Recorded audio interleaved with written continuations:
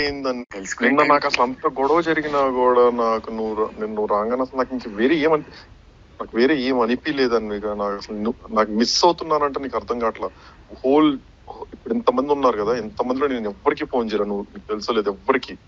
నేను నీకే ఫోన్ చేశా. నీతో ఏదో నువ్వు అనుకున్నట్టు అంటే నువ్వు అనుకున్నట్టు కాదు, ఏదన్నా బ్యాడ్ ఏమైనా ఉంటే జస్ట్ నేను సెక్షువల్ పర్పస్ అని కూడా ఫిజికల్ పర్పస్ కూడా కాదు, ద మూమెంట్స్ ద టైమ్ అంతా నాకు బాగుంటుంది. ఇవన్నీ నేను తెలుసుకునే టైంకి నాకు చూడు ఇలా ఏదో ఒకటి నన్ను ఇష్టపడుతున్నంతసేపు నేను తెలుసుకోలేను రా. నేను ఇంకా వీడు వేస్ట్ అని తెలుసుకుని వెళ్ళేటప్పుడు నేను వాళ్ళని ఇష్టపడతాను స్టార్ట్ చేస్తా. This is what happening my whole life.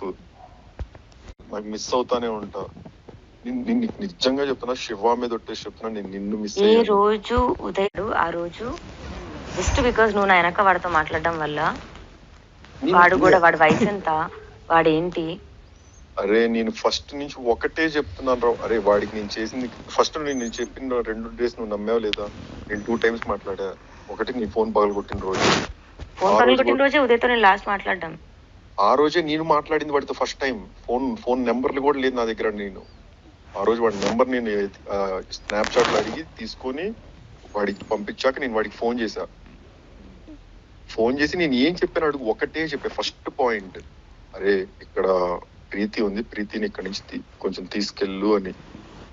ప్రీతి వల్ల నాకు అనిపించింది అని. ఎందుకంటే ఆ రోజు పొద్దున కూడా అయింది కదా ఇష్యూ, కార్లు దిగేసాయన్ని. అరే నాకు ఇందులో నిన్ను ప్రీతి నుంచి నిన్ను దూరం చేయాలని కాదు, దాన్ని దూరం దగ్గర అన్న పాయింటే కాదు.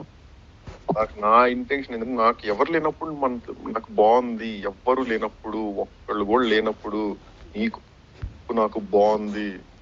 ఎందుకు అప్పుడు అనుకుంటావా నువ్వు ఈజీగా అబద్ధం చెప్పొచ్చు ఇదని? నాకు నిజం తెలియడానికి ఎవరు అవసరం లేదు సాయి.